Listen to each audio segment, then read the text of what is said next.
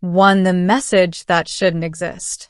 My name is Ethan Hale, and until that strange night, my life had been painfully ordinary. I worked at a small observatory outside the city, monitoring deep space signals for unusual cosmic patterns. It wasn't glamorous work. Most nights were spent staring at static, adjusting sensors, and occasionally logging meteor activity. Still, I loved the quiet. The stars had always fascinated me. Sometimes, during long shifts, I would imagine civilization somewhere out there, watching the same sky, wondering if they were alone. But I never expected one of them to come looking for me. It started at 2:17 a.m. The signal alarm on my console suddenly activated. A new transmission had appeared on a frequency that no known satellite used. At first, I assumed it was interference. But when I ran the decoding program, something impossible happened. The signal translated itself instantly. The screen displayed a single sentence. "I have finally found you, my husband." I frowned. "Very funny," I muttered. Someone must have hacked the system. Then the second message appeared. "Do not be afraid. I am arriving now." Before I could even question it, every light in the observatory flickered. And outside the large glass dome above me, the sky changed. 2. A ship from nowhere. At first, I thought it was a meteor. A bright streak of light tore through the clouds, descending rapidly toward the desert beyond the observatory. But meteors didn't slow down. This one did. It hovered silently for several seconds before lowering toward the ground like a falling star that had suddenly remembered how to fly. My heart pounded. That can't be real. But curiosity overpowered fear. I grabbed a flashlight and ran outside.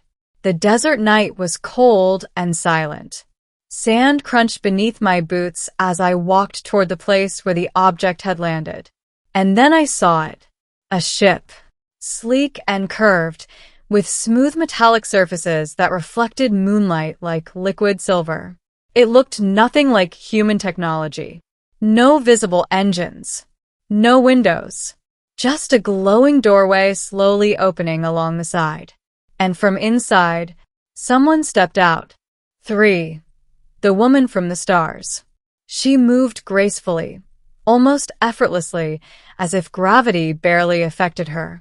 At first glance, she looked human, but the longer I stared, the more differences I noticed.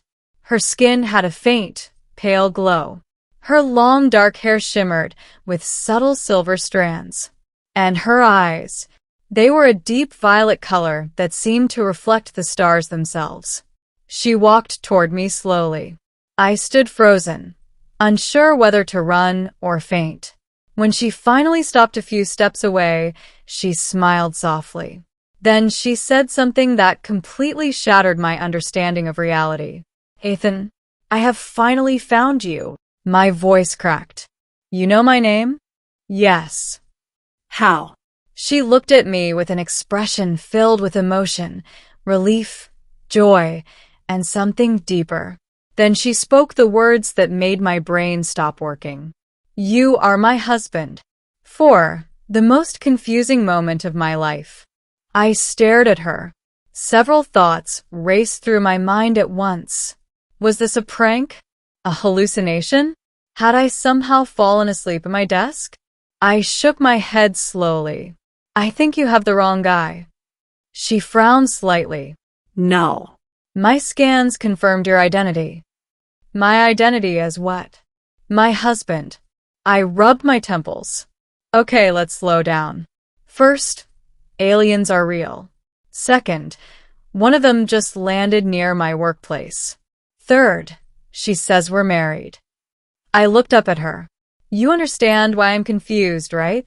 She tilted her head curiously. "You do not remember?" "Remember what?" "Our life together." I blinked. "We've never met."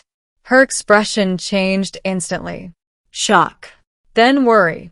"That is impossible." 5. The memory that was missing. She introduced herself as Lyrian, a traveler from a distant civilization known as the Solarian Union. According to her, their species had been exploring the galaxy for thousands of years. But the truly unbelievable part of her story came next. "You and I met 8 years ago," she said quietly. "That's not possible. You saved my life." I shook my head. "I've never even seen a spaceship before tonight." She stared at me carefully. Then she activated a small device on her wrist. A holographic projection appeared between us. It showed a scene inside an alien ship, and standing beside Lyrian was me, or at least someone who looked exactly like me. 6. A life I don't remember. The hologram showed moments of a life I had never lived. The man in the recording laughed with Lyrian as they walked through glowing alien cities. They explored distant planets, shared quiet moments under strange alien skies. Eventually, the scene changed. A ceremonial chamber filled with soft light. Lyrian and the human man stood before a group of alien witnesses. They exchanged small glowing rings. The man smiled. "I guess this means I'm officially the first human to get married in another galaxy." Lyrian laughed. "History will remember you." Then the hologram faded. I felt dizzy. That's impossible." She looked devastated. "You truly remember none of it?" No. I stepped back. "I swear, I've never left Earth." Her eyes filled with confusion. "But our scans confirmed your biological signature. You are the same person." I swallowed hard. "Then how is that possible?" 7. The hidden truth. Lyrian's ship ran deeper scans on my body. Hours passed as the alien computer analyzed my DNA, brain activity, and cellular structure. Finally, the answer appeared. And it was stranger than anything we had imagined. "You are genetically identical to the man I married," Lyrian said slowly. "But you are not the same individual." I frowned. "What does that mean?" "The Ethan Hale I married is from your future." My heart skipped. Future? Yes. According to the ship's analysis, the Ethan Hale from 8 years in the future had somehow traveled back in time and encountered Lyrian during one of her missions. Together, they spent years exploring the galaxy. Eventually, they fell in love. And they married. But something had happened during their final mission. A catastrophic event near a collapsing star. To save her life, and possibly the entire Solarian Union, future Ethan had made a decision. He used experimental temporal technology. He sent himself back in time. Back to Earth. Back to this moment. But the process erased his memories, leaving behind only me. 8. The sacrifice I never knew I made. When Lyrian explained the full story, my chest felt heavy. Apparently, the future version of me had discovered a dangerous cosmic anomaly that would eventually destroy entire star systems, including her home. The only way to stop it required activating a device inside the anomaly itself.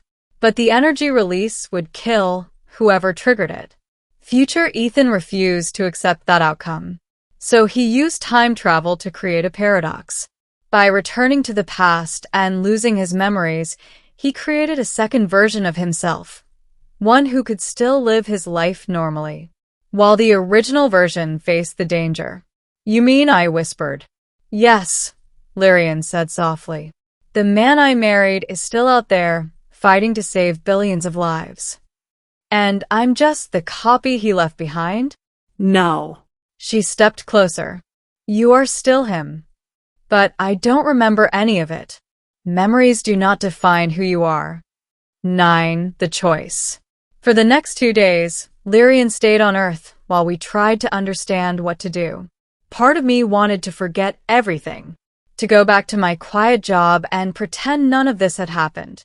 But every time I looked at her, I saw the sadness in her eyes. She had lost her husband, even if another version of him still existed. Finally, she spoke the question neither of us wanted to ask. "You could come with me." To space. Yes. You mean follow the path my future self took? She nodded slowly. The universe may still need you. I stared up at the stars. My entire life had been ordinary, predictable, safe. But now I knew something extraordinary waited beyond Earth. And somewhere out there, a version of me had already chosen that path. 10. A new beginning. 3 nights later, I stood beside Lyrian's ship again. The desert wind moved softly across the sand. Are you sure about this? She asked. No. I smiled slightly. But apparently that's a family tradition. She laughed for the first time since arriving on Earth. Then she took my hand. The ship's doorway opened. Inside waited the vast unknown of the galaxy. Maybe one day, I said quietly, I'll remember the life we shared. You'll create new memories instead, she replied. We stepped inside together. The ship lifted silently into the sky. Below us, Earth grew smaller, and above us, the stars stretched endlessly. Somewhere among them was the future version of me, the man who had saved billions and loved an alien woman enough to rewrite time itself. I didn't know if I would ever meet him, but one thing was certain. My life on Earth was over, and a new adventure across the galaxy had just begun.